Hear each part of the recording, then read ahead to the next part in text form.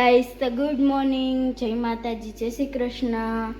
આજની સવાર આપણે પડી હતી 7:30 વાગે, પણ અત્યારે ઓલરેડીમાં 10 વાગી ગયા છે, કેમ કે આપણે હેર વોશ કર્યા અને નાહ્યા અને એટલા માટે। અને આજનો રક્ષાબંધનનો વ્લોગ તમે આગળ સુધી જોતા રહેજો। અને પહેલાં તો બધાને હેપી રક્ષાબંધન। હેલો ગાઈસ, તો જો હવે અમે બંને બહેનોએ સાડી પહેરી છે, તો કોમેન્ટ કરી દેજો કેવી લાગે છે સાડી। તો હવે આપણે રાખડીની તૈયારી કરી લીધી છે।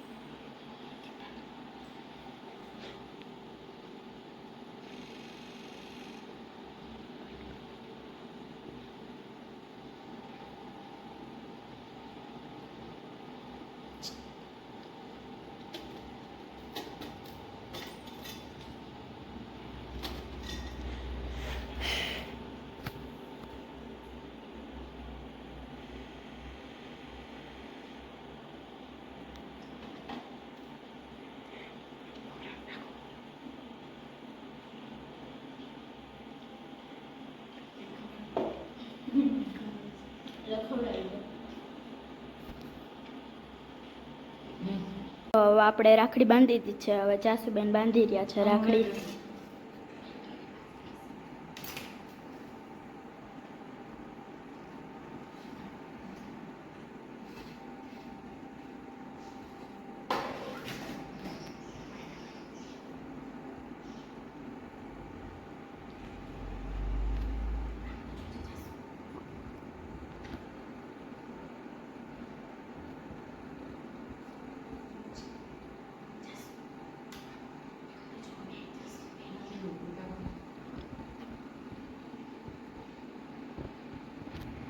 હવે આવી ગયો છે પુથાભાઈનો વારો।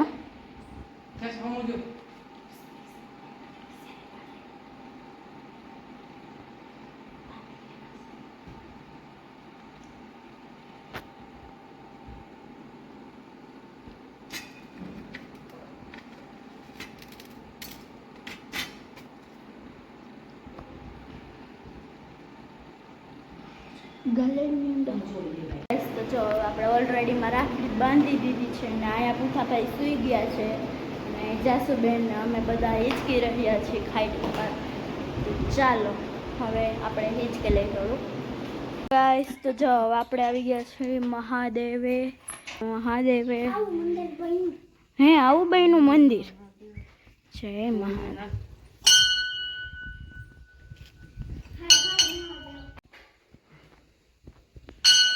લોટી ચડા મીંડા છે।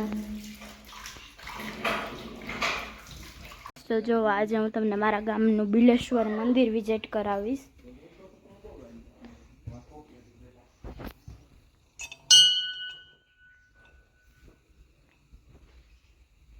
હર હર ભોલે।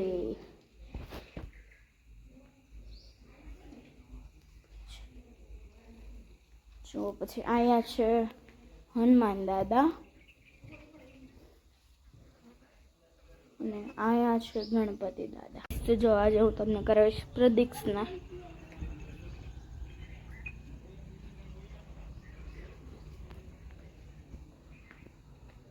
તો આપણે અહીંયા ગાડી પણ પાર્કિંગ કરી દીધી છે।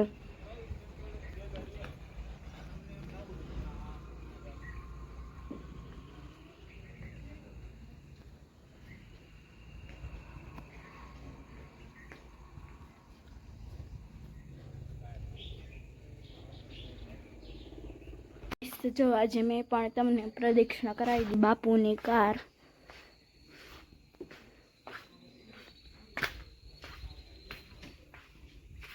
તો જો આ છે ગુરુજી જે ભોળાનાથની પહેલાં પણ પૂજા કરતા. સાંઈબાબાનું મંદિર.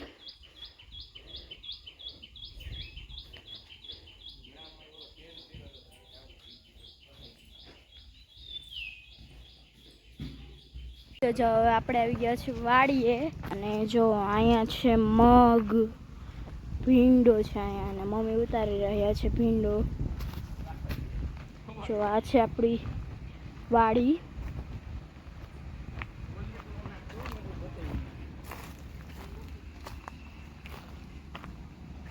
અહીંયા દાદા બેઠા છે. પવન ચક્કી. તો હવે આપણે નીકળી ગયા છીએ ગામડેથી અને નાસ્તો લઈ લીધો છે. ગાઈસ જો આપણે આવી ગયા છીએ રાજકોટ એમના ઘરે. તો હવે ફેબા બાંધી રહ્યા છે રાખડી.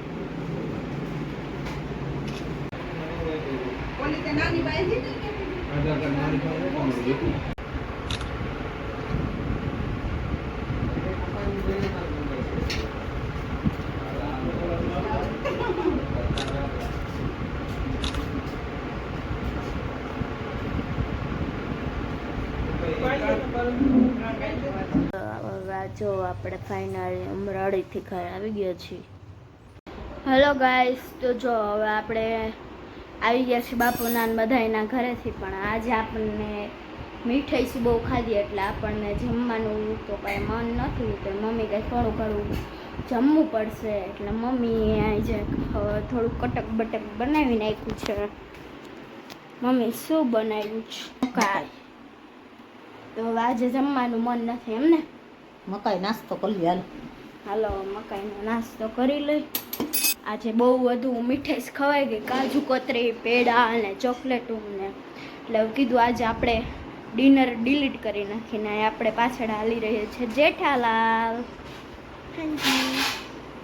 જો ફાઇનલી બેસી ગયા છીએ. તમને આજનો બ્લોગ ગમ્યો હોય તો લાઈક કરજો, શેર કરજો અને સબસ્ક્રાઈબ કરી દેજો. Thank you.